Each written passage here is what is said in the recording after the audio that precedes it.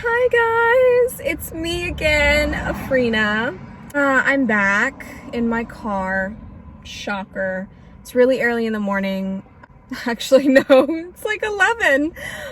It's a good day. It's a good day. I thought I would hop on here and talk about something that's really been on my mind lately, and it seems like my car, his name is Ronaldo Santos Cruz.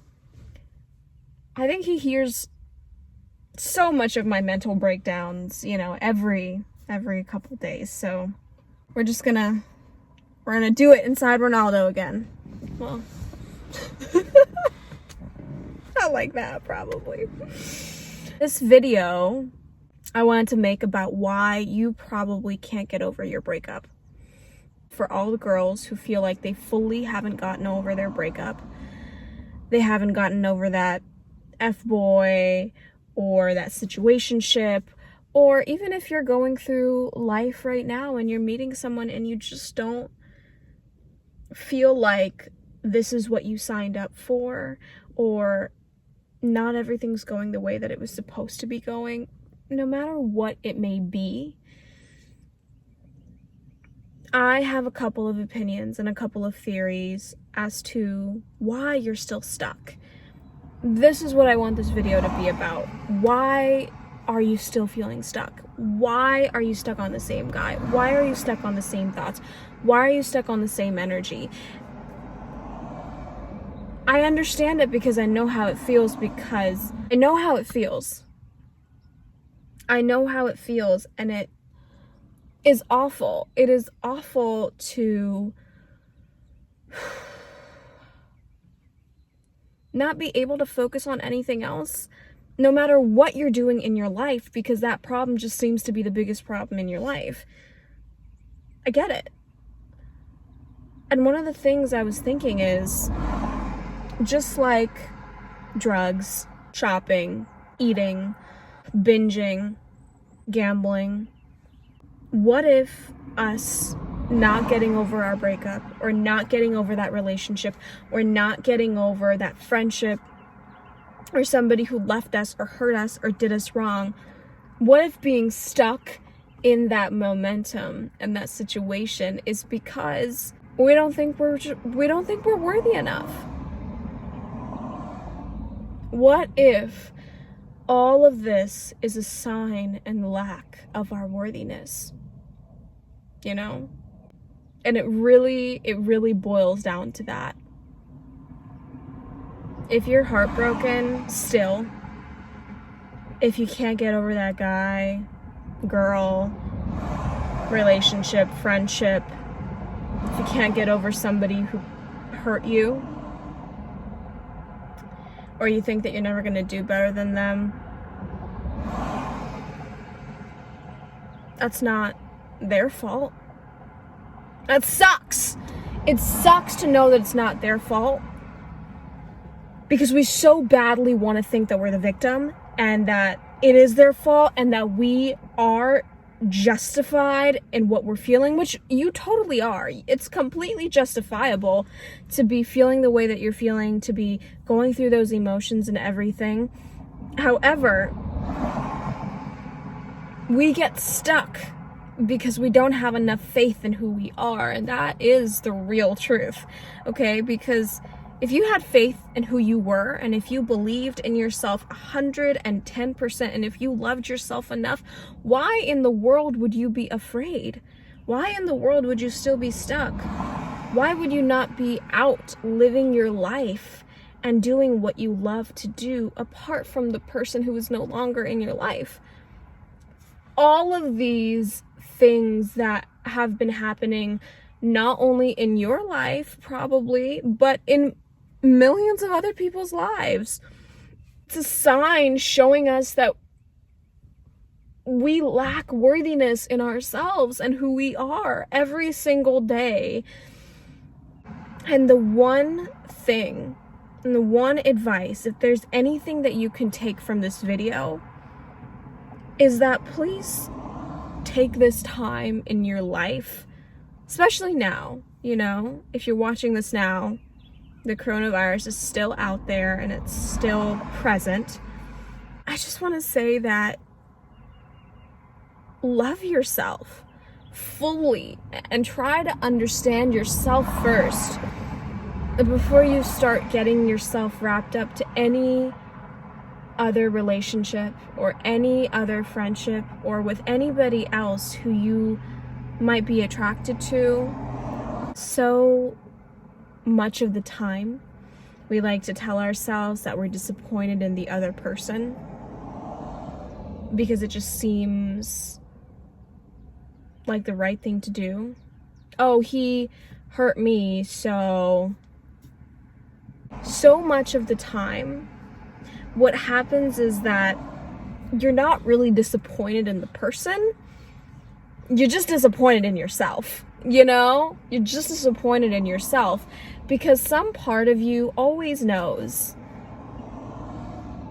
there was always some type of red flag.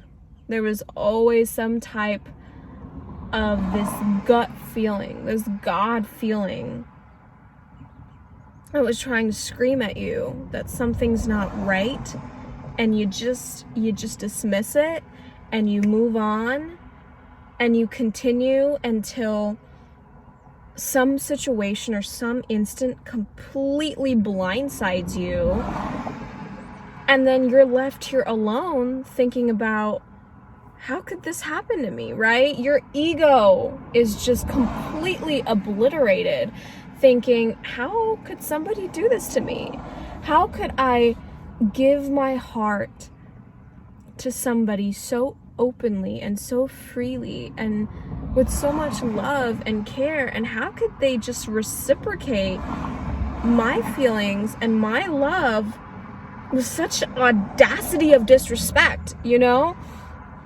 One of the things that I wanted to mention is that I was watching the Demi Lovato documentary, and I think season 4 is where there was a clip in the video after she had broken up with her fiance, whatever. I say quotation marks fiance because I just think he was so far from what a fiance should have been to her, but anyways. She was crying in one of the video clips, and she said, I don't know how I'll ever be able to give my heart to somebody again. Oh my God, I felt that. It's like I felt every single emotion, every single hormone, every single tear from the screen onto my skin. It's not that you're disappointed in him. You're disappointed in yourself. How could you let this happen? How could you let somebody do this to you? And you know what the biggest hit is? The biggest hit is thinking that you knew someone and knowing that you never did. That is the worst part, not just about any romantic relationship, but in so many relationships, if you're, not to that point where you love yourself enough or you're strong enough, or if you haven't experienced the world, this is for you. One of the biggest heartbreaks for me was that I thought I knew someone only for them to prove me wrong and let me know that I never knew them at all, actually. It's the biggest downfall from there. It's the biggest downfall, knowing that you love a complete stranger. And that's what you do. That's what you do when you're in a relationship. You give your heart to a stranger, right? You don't even know your parents after living with them under a roof for your entire life. What makes you think that you're gonna know a guy in 6 days, 6 months, 6 weeks? I mean, it's impossible. Even in 6 years, you're not gonna know him. You won't be able to know him. There will be parts of him that you will not know. There will be parts of him that he will hide from you. And my only suggestion to you is to really sit down with yourself and have that conversation. We always are dependent on other people, you know? Therapy is huge, and it's great. If you do therapy, good for you. If you have somebody to talk to, if you have your parents, if you have your friends, if you have your family, grandparents, whatever, whoever you need to talk to, that's great. It's really important for you to talk to somebody and let these emotions out, right? But it's also very important, and this is what I don't hear anybody saying. I hear everybody saying go to therapy and meditate and do this and do that and sit in front of a river and let your emotions out and all this stuff. That's great. Good for you. Although, let me tell you something that's worked for me that I feel like will work for you inevitably. And that is to sit down and talk to yourself like your best friend. Because here's the thing. The person that you're talking to might not always be in your life, whether it's their choice or whether it's not their choice.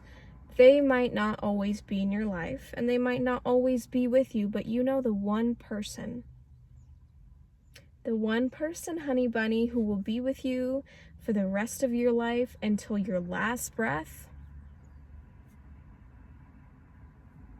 Go ahead, I'll give you a couple seconds to think about it. It's you. It's you. And it's only you. You are the only person you have. You are the only person taking care of who you are and your body and your heart and your soul. No matter the amount of people around you, no matter the amount of help that you have, the truth and the only truth is that you are living inside this body. So therefore you are taking care of it, and you are the only person who will take care of yourself when your heart has been broken, when your ego has been broken, when your soul has been crushed. We can talk to everybody else in the world so openly and so freely, and we can tell them and express to them and vent to them about our feelings and how it makes us feel and how it affects us and blah, blah, blah, blah, blah, blah, blah. So why are we so afraid to have a conversation with ourselves? Why are we so afraid to just sit somewhere, be crazy, and just talk to yourself? It doesn't matter. It doesn't matter if somebody walks in and they're like, okay, well, she's talking to herself. Like, I wonder what's going on. It doesn't matter. It doesn't matter. Sit down and talk to yourself. Have that conversation with yourself. Say, hey, look, Lindsay, I know you've been going through a lot, and I want you to really close your eyes and go down to the core of why you're feeling what you're feeling. Was it really because you loved him?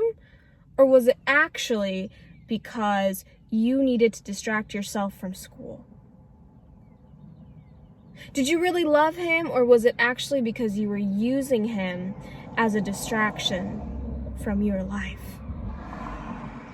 He used you. Of course he used you. It's guys and it's human nature's job to use you, okay? Everybody used you. Look, you used him too.